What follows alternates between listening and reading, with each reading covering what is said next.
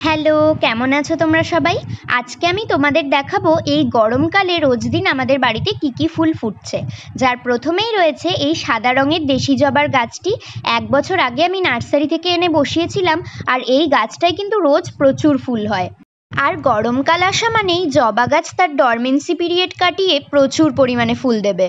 ঠিক যেমন আমাদের বাগানে থাকা পুনে ভ্যারাইটির এই দুটো জবা গাছ। নর্মাল জবার থেকে এই জবাগুলোর সাইজ কিন্তু অনেক বড় হয়, আর পাপড়ি সংখ্যাও অনেক বেশি। আর এই দুটো ফুলেরই রং এত সুন্দর যে আলাদা করে কোনো ডেসক্রিপশন দেওয়ার প্রয়োজন হয় না। তবে এবার যাকে দেখছো সে কিন্তু প্রপার গরমের ফুল নয়। কারা কারা চিনতে পারলে কমেন্ট করে জানিও।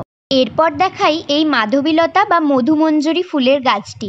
1 বছর আগে নার্সারি থেকে এনে লাগিয়েছিলাম, এবং এবছরই প্রথম ফুল ফুটতে শুরু করেছে, আর গাছটাও বেশ বুশি হয়েছে। আর এনার সৌন্দর্যকে কি করে ইগনোর করি বলো তো?